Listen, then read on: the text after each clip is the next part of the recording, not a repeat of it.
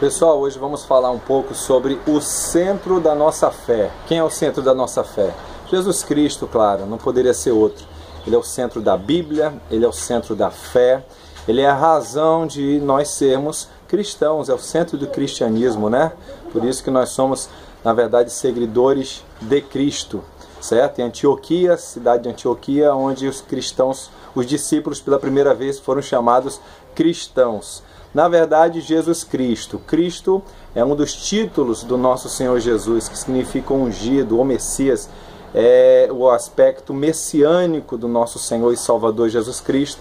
E acabamos de ser conhecidos como cristãos, né?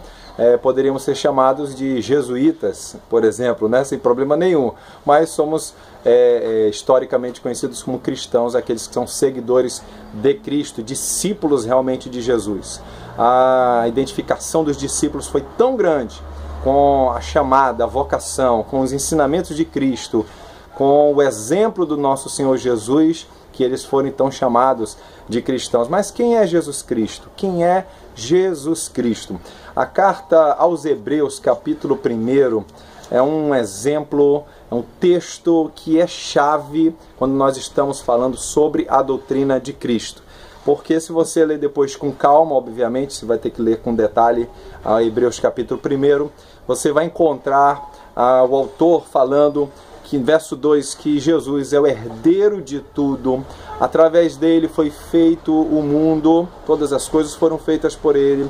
No verso 3 você vai ver a palavra dizendo que Jesus é o resplendor da glória de Deus, é a expressa imagem da pessoa de Deus, que todas as coisas são sustentadas pela palavra do seu poder. Vai falar aqui ainda no verso 3 que Jesus, ele fez a purificação através de si mesmo, né, dos nossos pecados, e ele assentou-se à destra da majestade, aqui no caso a destra de Deus nas alturas. Verso 4 diz que Deus fez tanto excelente mais do que os anjos, porque o autor aos Hebreus vai deixar claro que Jesus é superior aos anjos, Jesus é superior a Moisés. Hoje em dia está muito na moda de que os cantores são levitas, né? De que existe um ministério levítico aqui no nosso meio, na Nova Aliança. A Bíblia não fala sobre isso. Fala que Jesus, ele é da ordem de Melquisedeque, nem é da ordem de Arão, nem dos levitas, né? Ele é da ordem de Melquisedeque, o sacerdócio, mas Jesus é acima de Melquisedeque, acima de Abraão, acima de Moisés, acima dos anjos, tá? Inclusive, nós precisamos corrigir algo que muitas vezes muitos teólogos, muitos estudiosos incorrem em um erro muito notório, que é o que o capítulo 2 de Hebreus nos explica claramente, um equívoco de uma má interpretação do Salmo 8. O Salmo 8, ele é um salmo messiânico, é um salmo profético, alusivo à pessoa do Senhor Jesus. Não somos nós, seres humanos, que fomos feitos um pouco menor do que os anjos e de glória e de honra coroaste, não. Essa passagem bíblica do Salmo 8 não fala de nós, seres humanos. É um equívoco muito grande quando se fala sobre a criação do homem, a doutrina da criação do homem.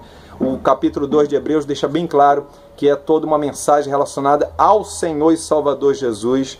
Quem é o homem para que dele te lembres, ou o filho do homem para que o visites? Tu o fizeste um pouco menor do que os anjos, e de glória e de honra o coroaste, e o constituíste sobre as obras da tua mão. E o verso 9 diz: vemos, porém, coroado de glória e de honra aquele Jesus que fora feito um pouco menor do que os anjos. Então Jesus, ele é preexistente. João capítulo 1 fala: no princípio era o verbo estava com Deus, o verbo era Deus. E depois ele vai dizer: o verbo se fez carne, habitou o nosso meio. Vimos a sua glória como glória do unigênito do Pai. Em relação ao Pai, a Deus, Jesus é o unigênito, o único Filho. Eu e você somos filhos. Até anjos são chamados de filhos de Deus na Bíblia. Mas Jesus é o Filho, ele é singular, ele é único, exclusivo, não há outro além dele, certo? E ele, sendo unigênito, ele é o único Filho de Deus. De Maria, que foi sua genitora, né?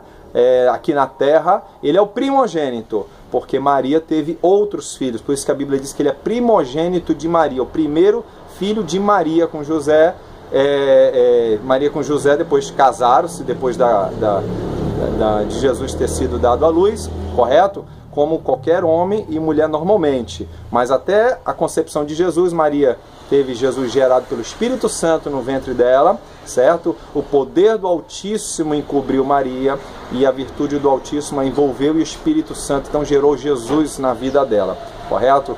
Então, mas de Deus ele é único. Deus amou o mundo de tal maneira que enviou seu Filho unigênito para que todo aquele que nele crê não pereça, mas tenha a vida eterna. João capítulo 3, verso 6, correto? Voltando aqui para Hebreus capítulo 1. Então, primeiro diz que ele é herdeiro de tudo, que por ele foi feito todas as coisas. A carta de Paulo aos Colossenses bate muito nessa tecla, a preexistência de Cristo, Cristo primogênito dos mortos, Cristo anterior a todas as coisas vindo à existência através de Cristo.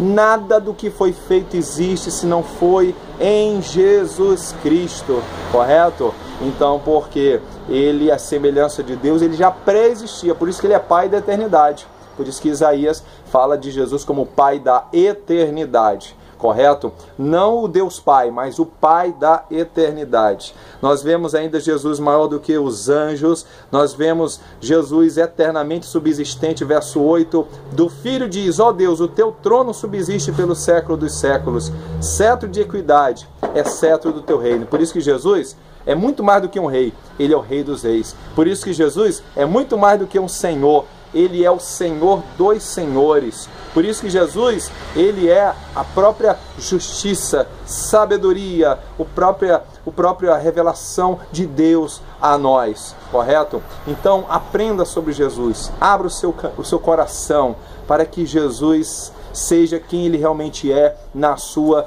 e na minha vida. Jesus é o Salvador, o próprio nome Jesus, não é? Ele significa Deus salva o seu povo, Deus salvando o seu povo. É uma variação de Josué, é uma variação de Josias, é uma variação de Oséias, melhor dizendo. Oséias, Josué, de Isaías, inclusive também, relacionada a Deus salva, Deus é o Salvador, Deus salva o seu povo, já diz o próprio nome de Jesus, mas ele também é Senhor. Ele também, ele preexistia na eternidade.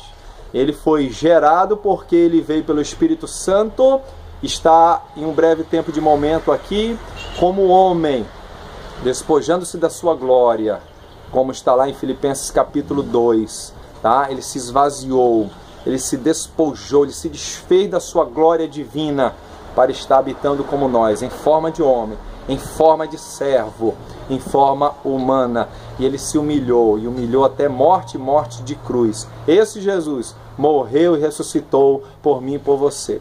Romanos capítulo 1, verso 2 e 3, vai nos falar ali que, segundo, como homem, ele veio da linhagem de Davi, ele veio dos judeus, ele veio de Israel, e ele, como Deus, foi declarado pelo Espírito Santo, Filho de Deus, né? Ali morrendo e ressuscitando na cruz por mim e por você.